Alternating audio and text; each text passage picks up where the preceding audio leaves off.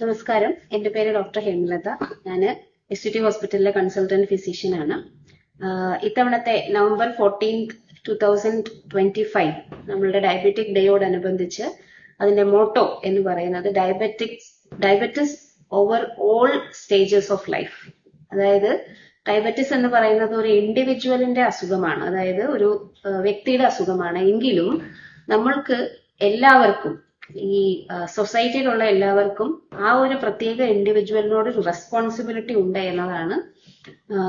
അത് മാത്രമല്ല, ഡയബറ്റിസ് എന്ന് പറയുന്നത് ഓൾ ഏജസ്, അതായത് കുട്ടികളാണെങ്കിലും ഗർഭിണികളാണെങ്കിലും പ്രായം കുറഞ്ഞ ആൾക്കാരാണെങ്കിലും വയസ്സായിട്ടുള്ള ആൾക്കാരാണെങ്കിലും എല്ലാവർക്കും ഈ ഡയബറ്റിസ് കൊണ്ട് ഉണ്ടാകുന്ന പ്രശ്നങ്ങളെ അഭിമുഖീകരിക്കണമെന്നുണ്ടെങ്കിൽ അതിന് സമൂഹത്തിന്റെ കൂടി ഒരു റെസ്പോൺസിബിലിറ്റി, ഉത്തരവാദിത്വം ഉണ്ട് എന്നതാണ് ഇത്തവണത്തെ മെസ്സേജ് എന്ന് പറയും. അപ്പോ ഡയബറ്റിസ് എന്ന് പറയുന്നത് കുട്ടികളിൽ പ്രത്യേകിച്ചും അവർക്ക് അവരുടെ ഡയറ്റിനെ കൺട്രോൾ ചെയ്യാനോ, ഇൻസുലിൻ എടുക്കുന്നത് തനിയെ ഓർമ്മിച്ച് അതിനെക്കുറിച്ച് എടുക്കാനോ, ഡോസ് കറക്റ്റായിട്ട് എടുക്കാനോ, അല്ലെങ്കിൽ ആക്ടിവിറ്റി, അതായത് അവരുടെ ചിലപ്പോൾ അവർ കൂടുതൽ കളിക്കും, കൂടുതൽ റെസ്റ്റ് എടുക്കും, അങ്ങനെയുള്ള ഇതിനെ കൺട്രോൾ ചെയ്യാനോ ഒന്നും അവർക്ക് കഴിയില്ലാത്തത് കൊണ്ട് അവരുടെ കാര്യത്തിൽ പ്രത്യേകിച്ചും അച്ഛനമ്മമാരും പ്രത്യേകിച്ചും സ്കൂൾ ടീച്ചേഴ്സും അവരുടെ ടീച്ചേഴ്സും കൂടുതൽ ഉത്തരവാദിത്വത്തോടുകൂടി അവരെ സഹായിക്കേണ്ടതാണ് എന്ന് നമ്മൾ മനസ്സിലാക്കണം. അതേപോലെ പ്രഗ്നൻസിയിൽ അതൊരു പ്രത്യേക കണ്ടീഷനാണ്. അത് രണ്ട് ഇൻഡിവിജ്വൽസിനെ കൂടെയാണ് നമ്മൾ മാനേജ് ചെയ്യേണ്ടത്. കോംപ്ലിക്കേഷൻസ് കുട്ടിക്കും ഉണ്ടാകും, അമ്മയ്ക്കും ഉണ്ടാകും.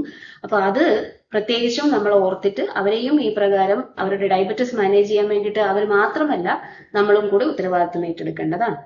ഇനി വയസ്സായിട്ടുള്ള ആൾക്കാർ, അവരുടെ പ്രശ്നം എന്താണെന്ന് വെച്ചിട്ടുണ്ടെങ്കിൽ ഒരുപാട് മെഡിസിൻസ് കഴിക്കുന്നവരുണ്ടാവും. അതിന്റെ ഒപ്പം വന്നിട്ട് അവർക്ക് ഈ മെഡിസിൻ കൊണ്ടുള്ള കോംപ്ലിക്കേഷൻസ് ഉണ്ടാവാൻ സാധ്യതയുണ്ട്. ഹൈപ്പോഗ്ലൈസീമിയ, മെയിൻലി ഹൈപ്പോഗ്ലൈസീമിയ വയസ്സായിട്ടുള്ള ആൾക്കാർക്ക് വന്നു കഴിഞ്ഞിട്ടുണ്ടെങ്കിൽ ഷുഗർ തീരെ കുറഞ്ഞു പോയി അവർക്ക് ബ്രെയിൻ ഡാമേജ് പോലും വരാൻ സാധ്യതയുണ്ട്. അപ്പോ ഇങ്ങനെയുള്ള സ്പെഷ്യൽ കാറ്റഗറീസ് ഉള്ള ആൾക്കാർക്ക് കൂടുതൽ കെയർ കൊടുക്കേണ്ടത് സമൂഹത്തിന്റെ ഉത്തരവാദിത്വമാണ്.